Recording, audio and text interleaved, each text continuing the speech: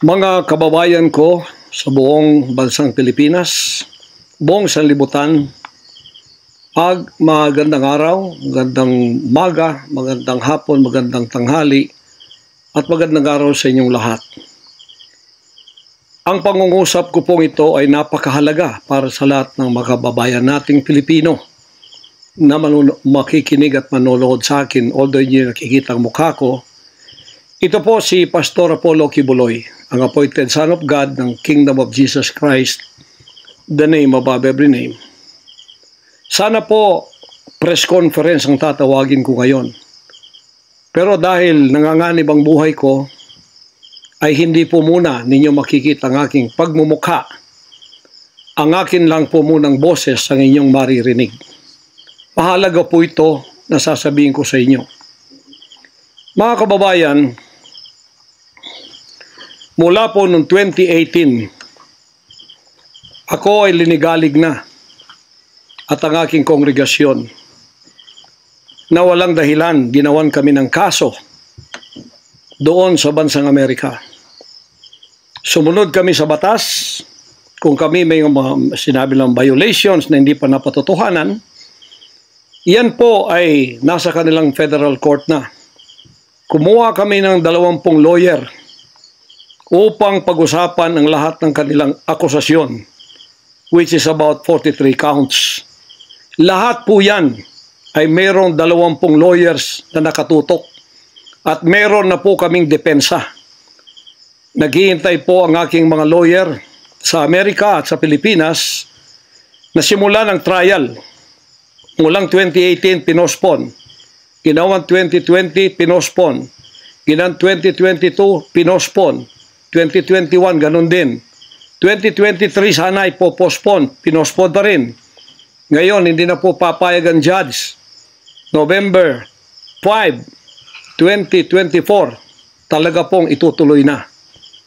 Ngayon, ako naman nandito sapagkat indicted din ako. Sealed indictment pa nga ng 3 taon, hindi ko alam ako indicted ako. So anytime pupunta ako doon, pupusasan na ako, hindi ko alam. Pero salamat naman sa Panginoon Diyos sapagkat hindi na ako pumalik doon at hindi nangyari yon. So dahil kasama ako sa kaso ng aking mga workers na mga 9 o 8 kami lahat, ako yung number 1 na principal. Okay lang, sapagkat ako naman ang leader ng kingdom at ako talagang target nila. Sa anong paraan ginawa kami ng kasong hindi namin alam at mga kumuha sila ng witness. Handa na po kaming lahat ng aming depensa, lahat ng aming documents ng aking mga lawyers, US-based lawyers, handang-handa na po kami. Pinopospon nila palagi, pero ngayon hindi na. Ngayon, ako dito sa Pilipinas, dahil nandito na ako nung dumating yung mga kasong yan, hindi ako lumaya sa Amerika, kundi dumating ako dito, wala pang kaso. Kinasuhan ako ng naka-sealed indictment, hindi na ako nakabalik doon, pero nandito na ako sa Pilipinas. So hindi po ako tumakas. Ngayon, dahil nandito ako, I will use my constitutional rights for extradition na siyang treaty ng ating bansa. Yan po ang iniintay ng mga lawyers ko dito sa Pilipinas at sa Amerika. Iniintay namin ang request ng US Embassy sa Department of Foreign Affairs. Hindi po dumating. Sapagkat kung yan pag-uusapan, i-endorse doon sa Department of Justice, wala rin doon. Hinintay namin para pag-usapan ang extradition treaty kung paano gagawin. Handa din po ako sa kasong yan kung ako'y ma-extradite pagkatapos mapag-usapan at nakadaan na kami ng Court of Appeals, Court of First Instance at Supreme Court. Kung ilang taon yon, dapat magtiis din sila. Hindi dumating yon, iniintay ko hanggang ngayon. Wala pong request na ganon. Ngayon, eto po ang mahalagang ibabalita ko sa inyo. Mula noong 2018 hanggang ngayon, hindi na po kami mapakali sa ating sariling bansa. Nawala po ang aming kalayaan sapagkat kami dito ay sinosurveillance. Sinosurveillance ako dito sa Pilipinas ng CIA at ng FBI.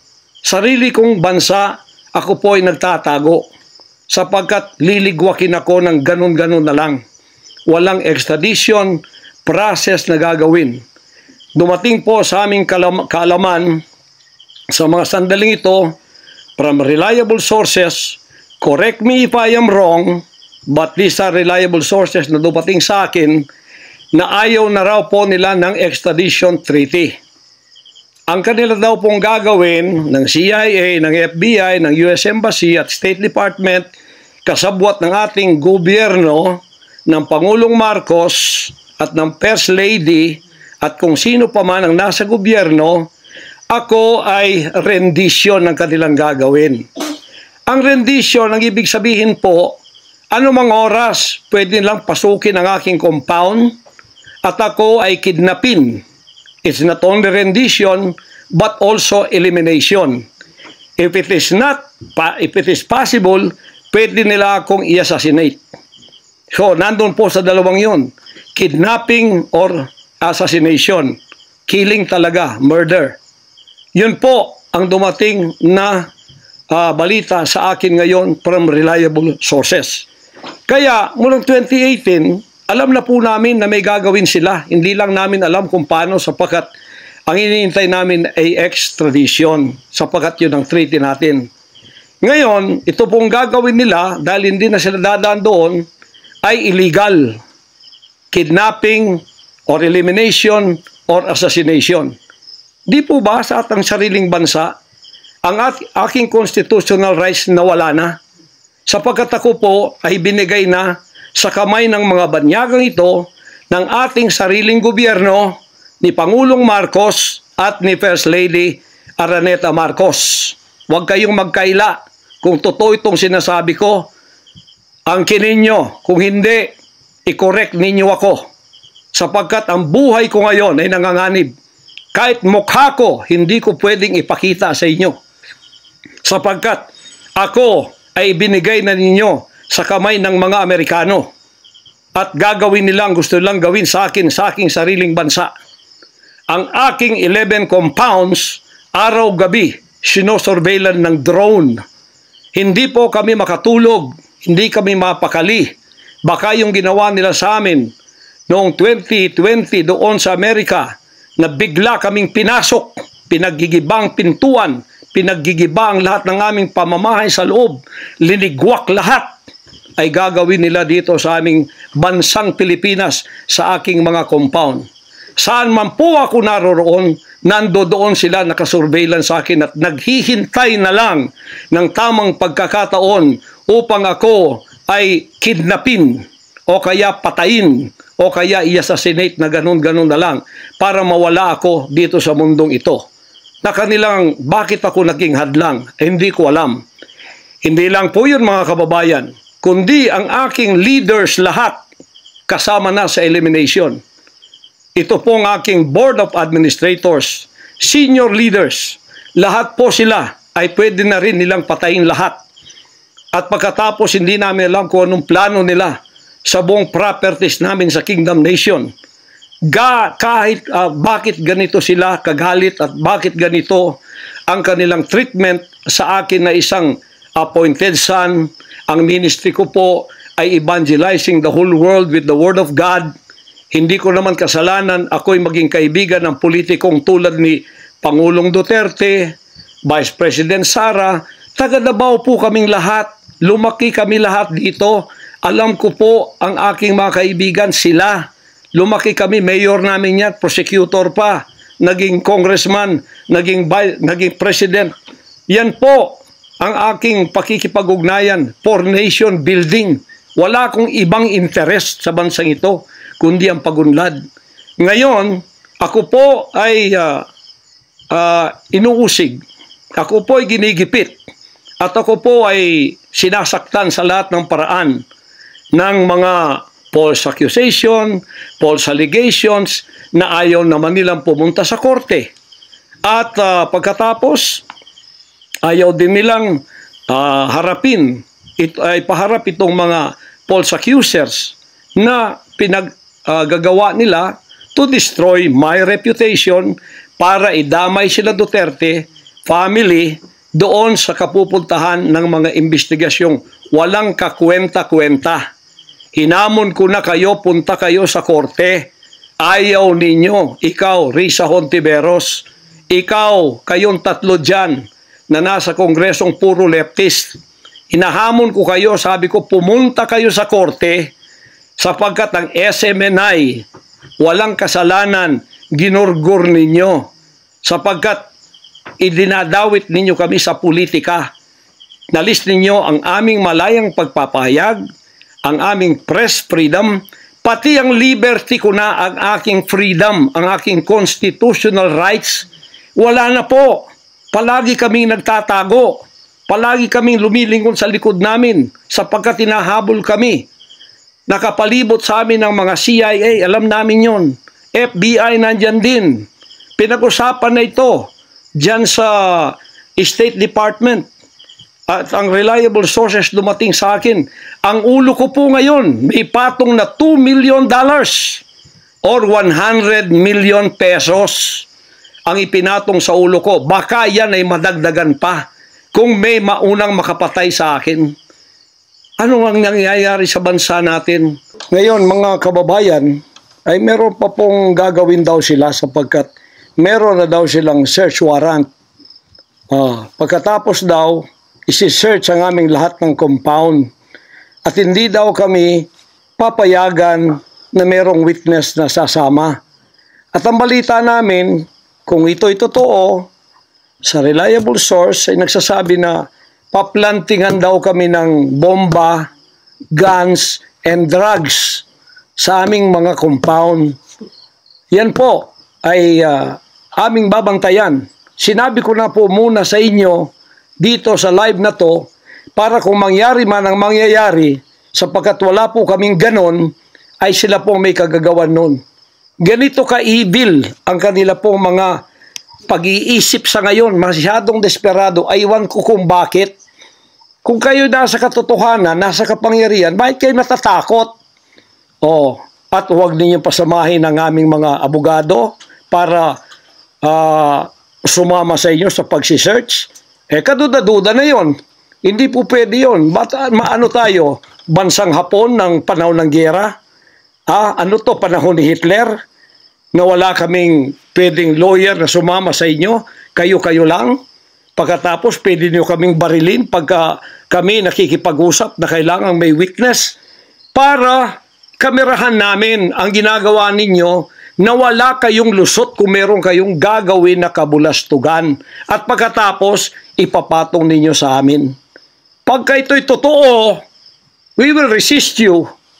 Hindi kami violent, pero hindi kami papayag na wala kaming mga witness na sasama sa inyo. Lawyer at saka barangay captain ang hinihingi namin na magiging witness sa lahat ng search na gagawin ninyo sa lahat ng aming pamamahay, kwarto o kung ano. At may lawyer kaming titingin muna sa inyong dokumento kung ano ang isi-search nyo, kung anong bahay, kung anong compound, kung ano lang ang dapat nyong gawin at ilang oras. Hindi to open-ended eh. Kailangan meron sisisi namin ng judge na gumawa ng search warrant na ito pagka hindi ninyo nirespect ang aming constitutional rights. Huwag ninyong tapakan ang aming rights. Hindi din namin tatapakan ng rights ninyo bilang kayo ay nasa batas. Igagalang namin yon. Pero igalang din ninyo kami kasi meron kaming mga narinig na ginawan ninyo ng mga ebidensyang peke. Tinamnan ninyo pagkatapos ipapatong ang kaso sa amin. Religious community po ito. This is a spiritual community. Once tumapak kayo dyan, sapagkat kayong nagdadala ng batas, respetuhin ninyo. You are on holy ground. Yan po ay mahal na mahal naming banal na dako. Huwag ninyong lapastanganin. Pero hindi namin kayo pipigilan kapag may search warrant kayo. Pero hindi kami papayag na hindi kami makakasama ng kasama namin, hindi makikialam sa inyo. Titingin lang sa lahat ng gagawin ninyo. Kasi hindi na kami kumpiyansa sa gobyernong ito. Gagawa sila ng paraan para kami ay bigyan ng kasalanan. Yan po, babantayan natin yan. Pag hindi sila pumayag, then siguradong magpa-planting sila ng evidence. Pag pumayag sila, then fair ang laban. Hindi namin sila pakikialaman, titingin lang ang aming mga witness na mga lawyer at saka barangay captain. At kung sino man ang mga witness na nandoon mula sa aming side, kasi nandoon sila. Hindi na pwedeng gawin wantonly ang kanilang gagawin doon sa aming mga compound na wala kaming witness, because they can do anything to implicate us, to plant false evidences and charges against us. Ganon ang aming mga paningin dito. Kaya wag ninyo kaming pigilan para pantay ang laban natin, kasi nakikita namin na ang pamamahalang ito ay hindi na po matuwid. Biro ninyo, ginikipit kaming ganito, wala namang kaming ginagawa sa bansang ito. Sinabi ko na muli, hindi kami nagdi-deal ng drugs, hindi kami violenting tao, hindi kami terorista, mangangaral kami ng mga salita ng Diyos. In fact, dito sa aming compound sa Tamayong, kami ang nakapagbigay ng peace sa mga kababayan nating sinisila ng CPP and PNDF, tinatakot at pinapatay. Ngayon, wala na sila, may peace na kami. Ito namang gobyerno natin, ito ang ginagawa nila sa amin. Biro ninyo mga compound na religious ng Kingdom of Jesus Christ, ginaganito nila. Pero yung pagnanakaw nila sa gobyerno, wala silang sabi. Tiklop bibig. Hindi sinisearch ang mga bahay na pinagbibili nila. Nagamit ang pera ng gobyerno. Anong klase kayo? Sige, gawin ninyo ang gusto ninyong gawin sa amin. Pero kami tatayo sa aming constitutional rights. Whatever happens. Tatayo ako sa kalayaan ko sa bansang ito na pinakamatyan ng aking mga national heroes. Yan mga kababayan, bantayan po natin. Hindi po ako magpaparesto sapagkat ako po ay siguradong papatayin. Kasi rendition na ang kanila, hindi na po extradition. Kaya wala na akong kalayaan at wala na po akong depensa sa sarili ko, kundi ang Panginoong Diyos lamang. Kung paano itinago ng Diyos si Elijah sa evil woman na si Jezebel, nang nagpakain sa kanya ay mga ibon na lang. Ganon din ang gagawin ng Diyos sa akin. Hindi ako ibibigay sa kamay ng masasama pag ganito ang pamamahala. It's an evil, unrighteous administration. I am telling you that. Bantayan natin to mga kababayan ko. 73 years na po ako. Magse-74 years na ako dito. Lahat ng administrasyon na daanan ko na. Lahat ng mga naging pangulo. Mula kay Diosdado Macapagal. Mula po sa malit pa ako kay Magsaysay. Kay Carlos P. Garcia. Kay Diosdado Macapagal. Kay Marcos Sr., kay Cory Aquino, pagkatapos kay Ramos, pagkatapos kay Gloria Macapagal, pagkatapos kay Erap, pagkatapos kay Ramos, pagkatapos si Aquino, Noynoy, pagkatapos ang ating Pangulong Duterte. Wala po kaming nadaanan ganito. Naginigipit kami sa aming sariling bansa ng mga dayuhan. Nakasabwat ang ating pamahalaan na aking sinuportahan pa naman noong nakaraang eleksyon. Tandaan mo, President Bongbong Marcos, First Lady Lisa Marcos, pati ikaw Martin Romualdez, hindi kayo dyan ngayon kung hindi kayo tinulungan ng SMNI at ng buong sangkatauhang Pilipino. Naniwala sila sa amin sapagkat ang SMNI lamang ang may credibility noong panahong yon hanggang ngayon. Ngayon, anong ginawa ninyo? Pinaggagawan ninyo kami ng kasalanan, inilagay ninyo kami sa kahihiyan, pagkatapos ibinilanggo pa ninyo ang dalawa naming mamamahayag, pagkatapos inaapi ninyo kami ng ganito-ganito lang. Ang aming pong tolerance, it has come to the rim. Our tolerance has been to the roofs already.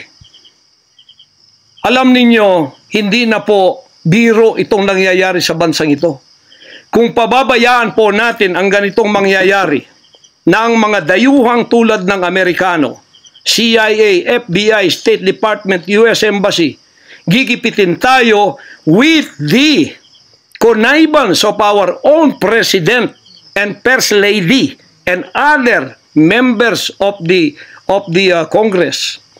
Kung pababayaan natin ito, nangyayari sa isang Pilipinong tulad ko na gumagawa ng kabutihan, trying our very best para makatulong kami, humanitarian, Children's Joy Foundation, dinemonize kami, kinriminalize kami. Biro nyo, ginagawa ninyo dangerous criminal organization ang Kingdom of Jesus Christ.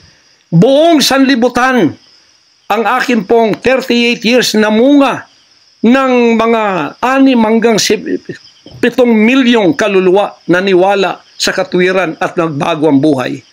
Ngayon, ginaganito niyo ako ng dahil sa inyong politika na ang aking itinataas naman ay mga leader na tama tulad ni Duterte. Kasalanan ko ba yun na maniwala ako sa isang leader na matuwid at akin siyang itaas?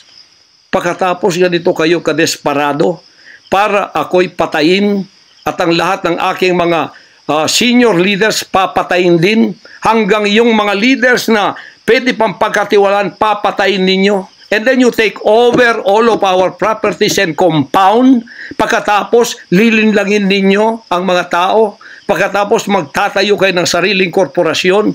I-incorporate ninyo doon ang lahat ng properties na pinaghirapan, blood, sweat, and tears ng aking mga members all over the world. Tapos, biglang-bigla, ililipat ninyo doon sa inyong bagong korporasyon. At pagkatapos, itataas ninyo ang kamay ng isang tao tulad ni Bandari at sasabihin niyo, ito ang leader ninyo ngayon. Ano ang Kingdom of Jesus Christ? Political government? Hindi po ganon. Mangyari ng mangyayari. Hindi po papayagan ng Panginoon Diyos ang mga bagay na itong nangyayari sa ating bansa sa mga sandaling ito. Kung ako, mabuting tao, kung ako nangangaral ng katuwiran, kung ako tumutulong ng kusang loob at hindi nagpapautang loob kanino man, ginaganito ako, sino pa kaya kayo, mga kababayan ko? Bumukas na po ang mata natin, magkaisa na tayo at alisin ang evil administration na ito na siyang ginagamit ng masamang espiritu upang ang kadiliman ay bumalot sa buong bansang Pilipinas. Alam ko, mahal ninyo ang Pilipinas, mga Pilipino. Naghihintay lang tayo ng tamang pagkakataon. Meron pa bang ibang pagkakataon? Tingnan niyo nangyayari sa Kongreso. Tingnan niyo yung korupsyon. Tingnan niyo yung droga. Mismong ating presidente, mismong kanyang pamilya, inakusahang druggists, inakusahang mga drug addicts. Wala tayong ginagawa. Mismong Pangulong Duterte na nagsabi niyan. Mismong naririnig natin araw-araw, durugista siya. Pagkatapos, kami pa ngayon ang inaapi-api sa aming paglilingkod. Pagkatapos sila ay mga kriminal na nakaupo dahil may kapangyarihan. Kami ngayon ang liligwakin nila. Hindi ba yan karumal-dumal sa harap ng ating Panginoon Diyos? Hindi ba yan ay isang pamamahalang hindi tama?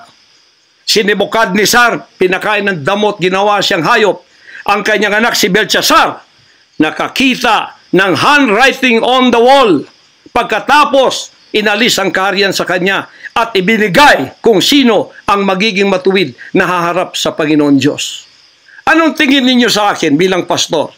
Dinemonize. Ang reputasyon ko, pinagsisira. Ngayon, hindi na ako buhay. I am a living dead. Kung walang Panginoon Diyos sa akin, pinatay na ako sapagkat lahat ng gadgets nasa sa kanila. Lahat ng gadgets ng Amerikanong yan nasa sa kanila. CIA, FBI, at sino pa ang kanilang magalamay dito na pinagbibili na nila. Ako, hindi ako drug lord. Ni minsan hindi ako nakatikim ng droga. Mulang-mula pa, inialay na ako ng aking ama na maging isang ministro ng banal na kasulatan. Hanggang ako'y lumaki, hanggang ako'y naging 74 years old, hindi ko po na-enjoy ang aking kabataan sapagkat hindi ako nagliwaliw. Ako po'y nangaral. 50 years na akong nangangaral. 38 years in the kingdom ministry. Ni isang sigarilyo hindi tumama sa bibig ko. Ni maliit na bisyo hindi ko pinasok. Ako po ay hindi nag-asawa. Ngayon, inaakusahan ako ng napakaraming babae. Ito po ang kasalanan ko. Pinayaman ako ng Panginoon Diyos, akala nila sa akin. Single ako, kaya pinag-aagawan ako.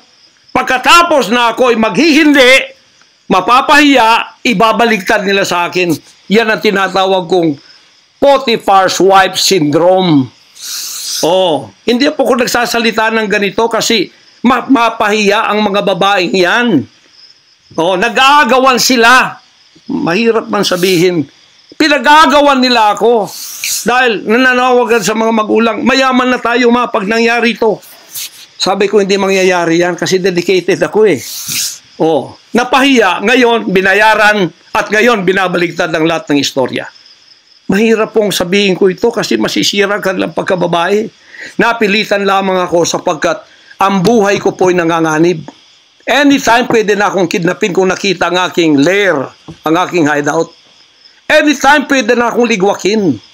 Ang aking mga BOA leaders, hindi na po natutulog sa compound. Kung saan-saan na lang po mga membro kami natutulog. Doon sa mga payak na mga bahay, doon sa mga bahay na hindi kilala.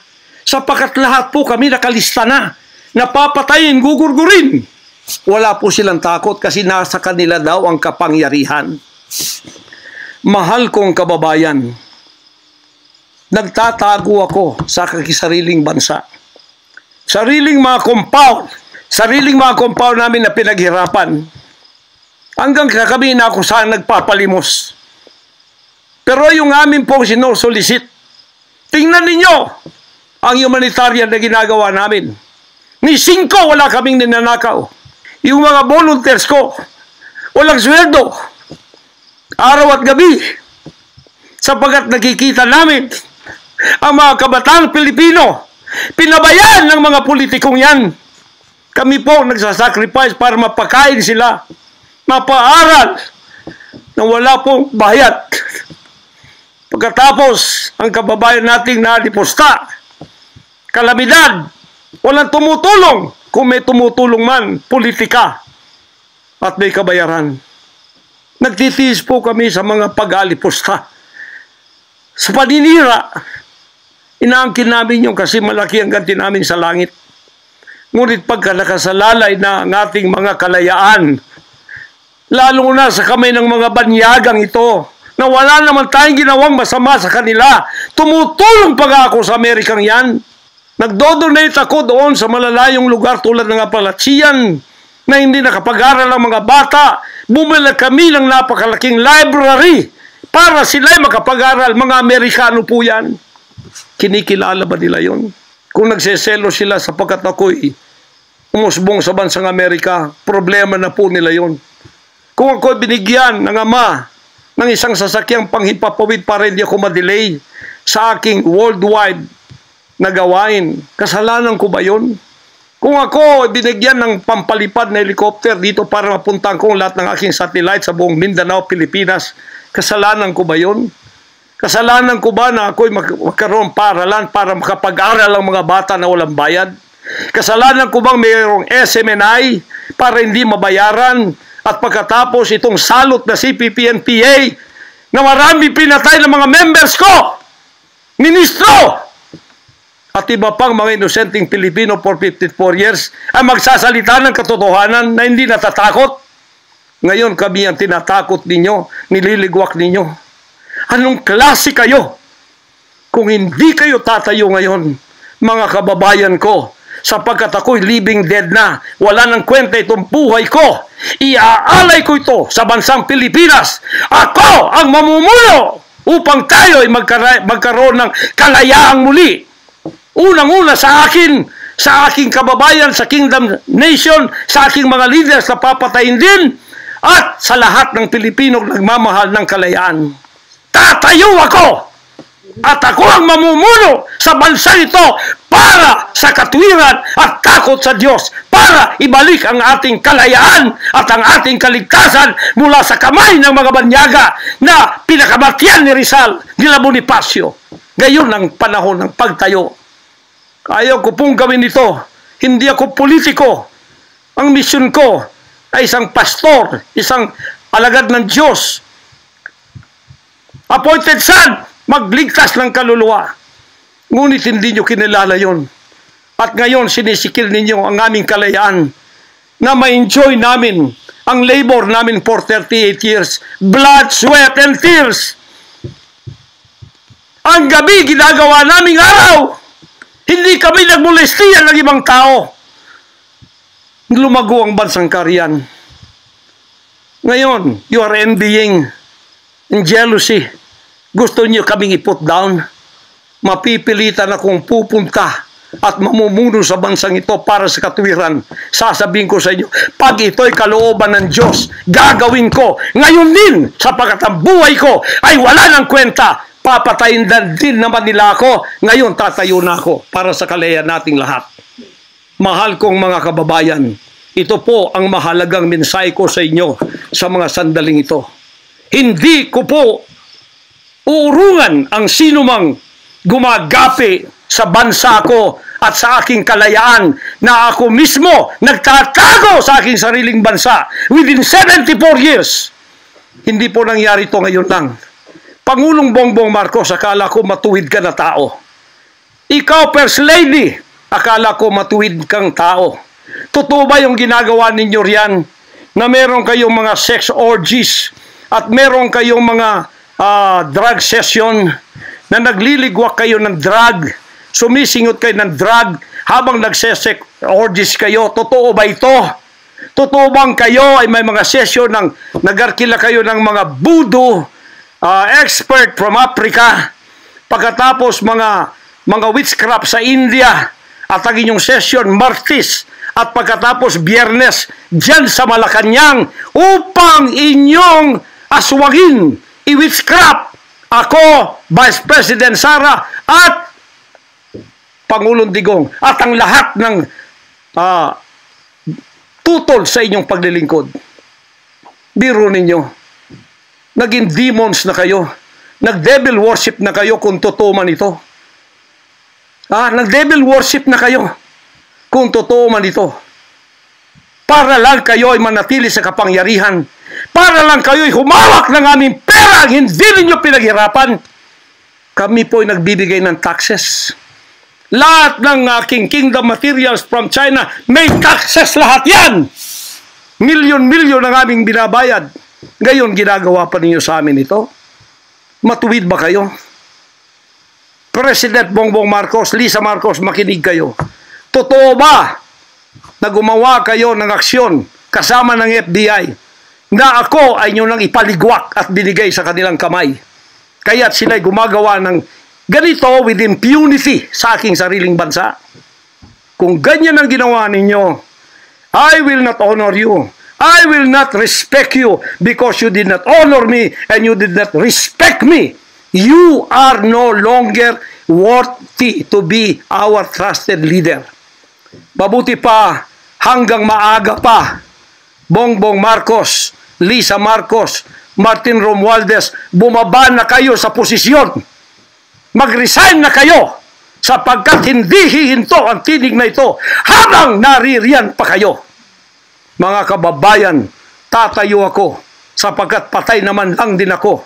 Tatayo ako hanggang buhay pa, hanggang may hininga pa ako para sa natitirang buhay ko ay magkaroon naman tayo ng boses at magkaroon ng kahit munting kalayaan na lang mula sa mga banyaga na kasabwat ang mga makapiling Pilipinong ito na itinayo natin sa kapangyarihan. Akala natin ay maaasahan natin sila. Mga demonyo pala. Sorry to say that, but that is the truth. If that is not the truth, then tell me. And you cannot judge me. You cannot condemn me. I am dead already. I am a living dead in your book. CIA, FBI, State Department, USA. Gawin ninyong gusto ninyo. Ngayon na nakapagsalita na ako, lalantad na ako. Hindi na ako natatakot. Ako ay handa sa glorification. Kung ang glorification ko ay mangyayari maging glorified body ako, hindi ko tatablan ng bala.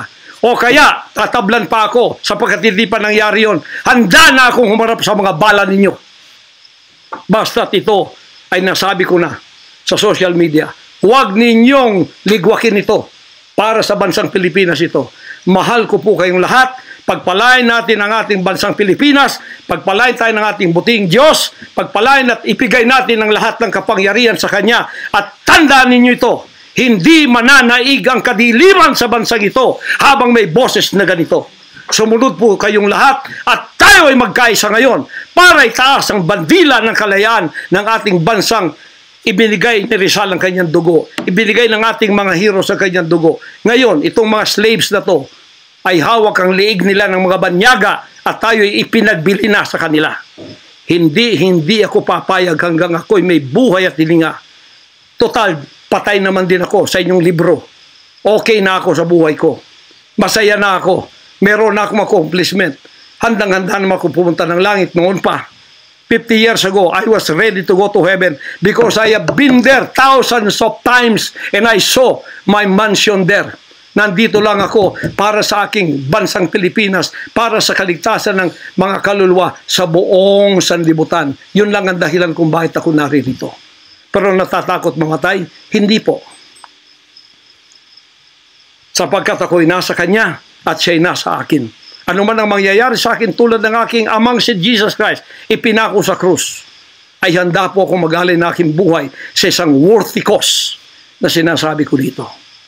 Magandang gabi po, magandang araw sa inyong lahat. Hanggang dito lang, pagpalain tayo ng ating dakilang Ama. Sa Kanya lahat ang kapurihan at ang kapasalamatan at ang kaharian magpakailanman ay mananaig dito sa ating bansa at sa buong sanlibutan. To God, our Jesus Christ, be the glory forever. Amen.